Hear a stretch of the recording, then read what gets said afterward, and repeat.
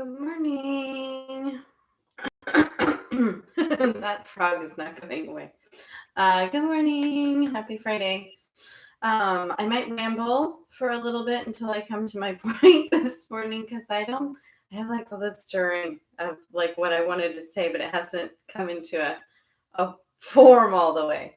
So I think what I wanted to talk about was asana is very fun, right? The yoga, the physical practice supposes the party. It's a party, right? Especially the way we do it. We do it with music, we do it with friends, we do like this big feel good party thing.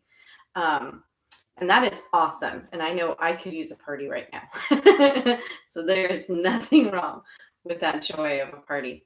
But meditation can feel a lot different than that, especially when you find a technique like we've been doing and we stick to that technique. And I have deviated, I wouldn't say deviated, that's the wrong word. I have explored other places with you with guided meditation, with visualization, and some of these other components to kind of help you along. But really, the technique is pretty solid. And what's really maybe not quite as fun, but fun to me, is that it's very simple. It's a simple technique, and all you have to do is practice it, right? So we right then a lot of times our fun brain says, "Well, this isn't any fun." Right? I'm just doing repetition, and it is right. You are doing repetition, but you're doing it with the goal of I don't want to say mastery, but with the goal of doing the same thing but experiencing something different. So while we're doing the same thing, which our tricky ego can say is boring, we're deepening our experience and our we're deepening the state, right? And we're wiring our brains differently, and there's a lot of things going on even though we're doing the same thing. So having said that, so there's the technique, which is the Hong Sa technique that we've been practicing. And then we always transition into that expansion phase, which sometimes can be very elusive, especially when you're first trying to like get this practice solidified, right? So the expansion phase, and sometimes again, I'll lead you through a guided meditation here, but usually I'll say things like,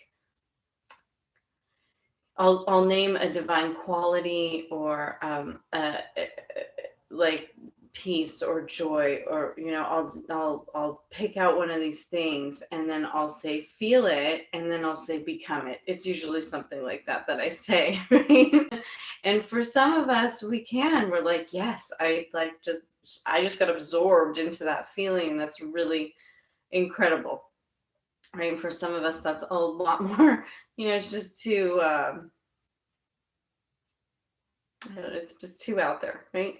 So I want to remind you that if you're not feeling it, right, for the expansion phase, right, you don't have to just sit there and especially when I'm not guiding you and when you're doing this on your own, you don't have to sit there and fake it, right? There's nothing wrong with pulling in these other techniques, I guess, right? So just remind yourself that after the Hong Sa technique, right, which is our chanting, our mantra, right, and you move into the expansion phase, you can do whatever touches your soul and your heart, right? So maybe it's affirmation, right? Maybe it's japa. Maybe you want to repeat the names of God or your God. Maybe it's more visualization, right? We've done that one a lot.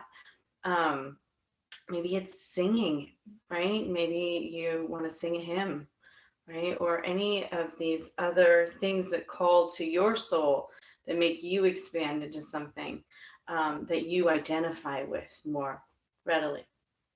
So there is, parameters to give you guidance, and then there's, me to help give you guidance, but really I'm just sharing my practice with you. So it's really important to have these meditations on your own so that you can explore your own pathways, right? Your own easier paths for connection. You don't have to rely, right?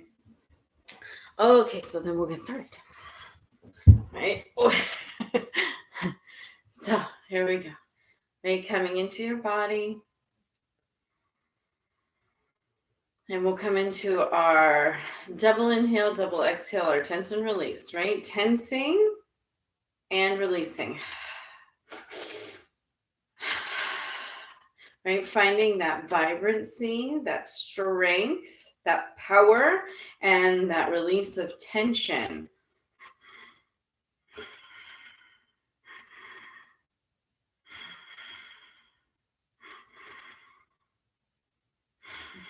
Last round.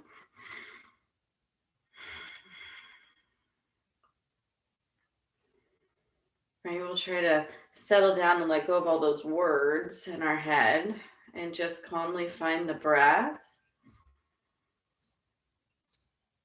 Right, to an easy inhale, count of 4. So we'll exhale here. So we come collectively inhale, 2, 3, 4. Hold, 2, 3, 4. Exhale, 2, 3, 4. Again, inhale, 2, 3, 4.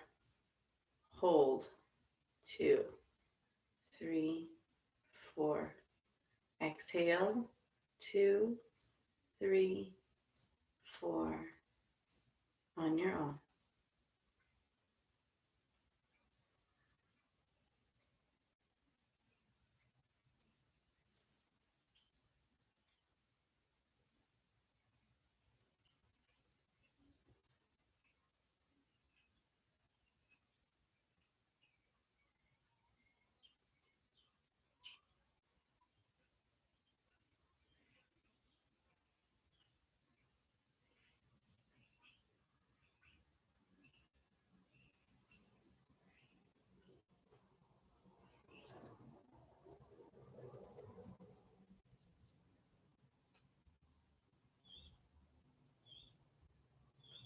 We will release the breath after this cycle. Right? Even the breath out, if that was a challenging for you today or every day, right? Just come into a natural breath. No judgment.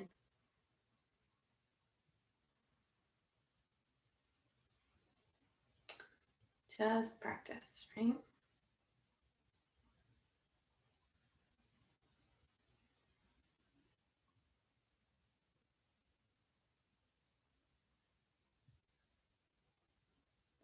So we'll start to incorporate those little pieces of the technique, right? Noticing the breath rather than controlling it, and specifically noticing where in the nose it comes in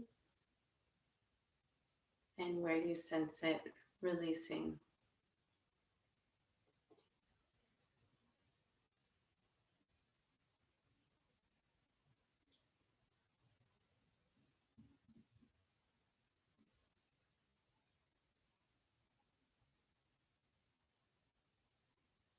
Okay, bringing your awareness to sit at the front of the forehead.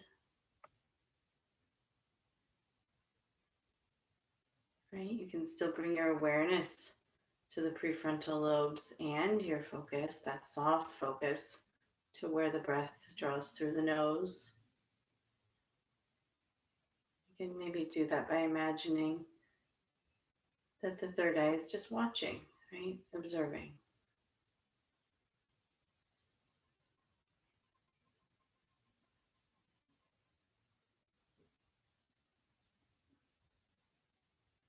We'll layer in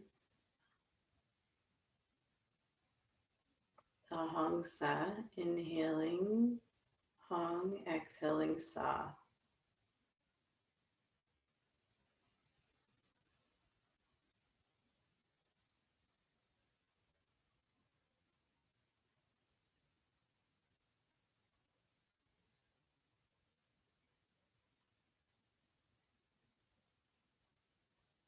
Another piece to the puzzle is drawing the right index finger slightly in on the inhale and just a slight softening on the exhale.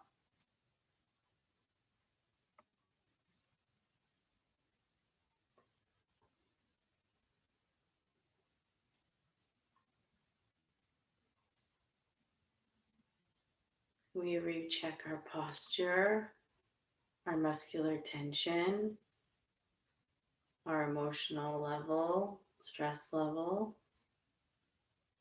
We put them all back in check.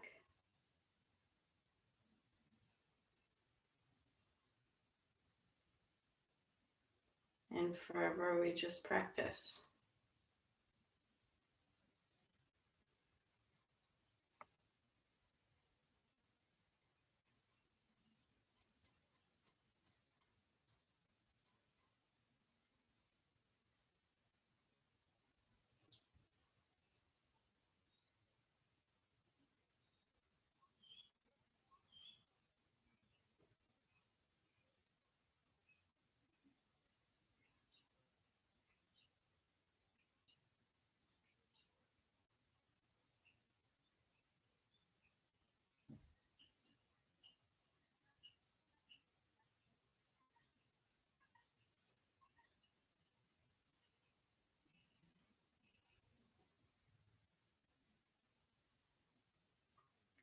We find that the longer we practice, the more consistently we practice, we can space out those moments between distractions. And we get really good at noticing a distraction and letting it go and lovingly bringing ourselves back to the practice.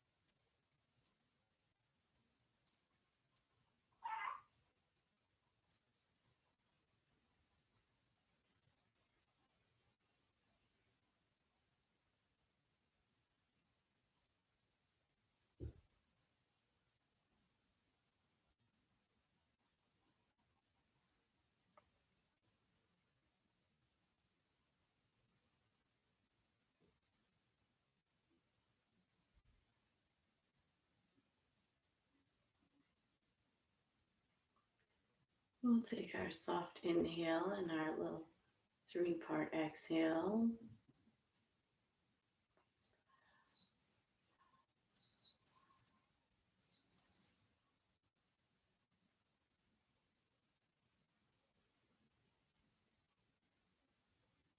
And then we'll just hang out again in that space you've created, in that clarity.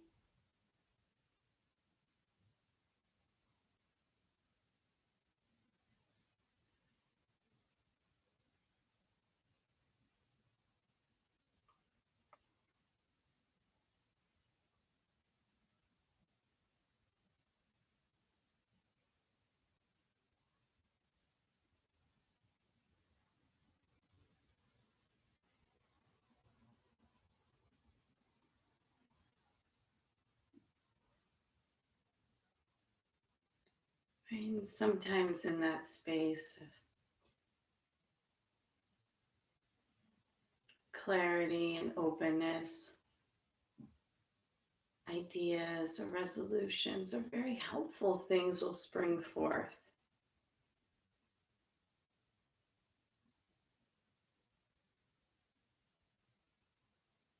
And they're a different kind of distraction. They're positive. But just remind yourself that you don't need to hold on to it. You can set it aside for just now. Remember it or forget it. It's still there. But it doesn't need to take up this space right now.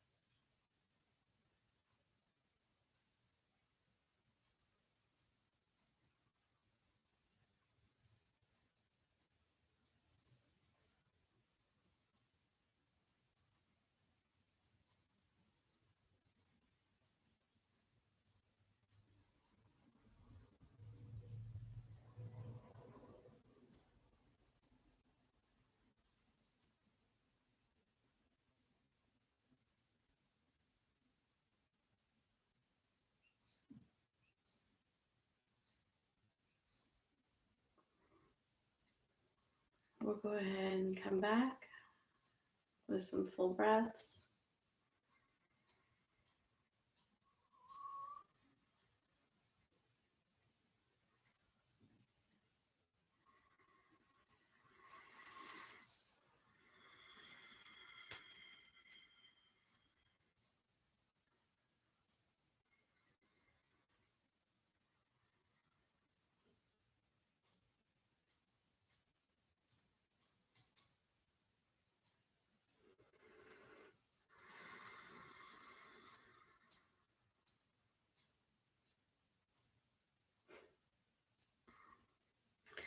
So one of the divine qualities that I'll often, or that of the 8 divine qualities that I often reference, one of them I don't reference as often, which is wisdom. So I, in our meditation, I kind of brought that up. It's really, really hard to discern, like incredibly hard to discern between the thoughts that come through your head from you that are, maybe a processing of your subconscious thoughts that just, right? Or maybe they're from your conscious thought, a problem that you're working on right now. And because you've cleared that space, there's the answer. Both of those are great benefits to yoga. I mean, to meditation, right? Just a lot of us come to that just so we can get to that place. And that is amazing. But we don't necessarily want to call it a divine quality of wisdom. That comes from the superconscious, and discerning the difference between the two is important if this is part of your spiritual process. So I just said a lot. I'm sorry, I just threw that one at you right on the end of our meditation on Friday. But that is, one of the things you're dealing with when you're working through those distractions. On even a distraction comes in all these different packages, and part of the process is trying to figure out, or not trying to figure out, but yeah, just I guess figure out. It's the only word I can come up with right now on what it means, right? All right. So thank you. I hope you have a wonderful day. I hope you have a wonderful weekend. Namaste.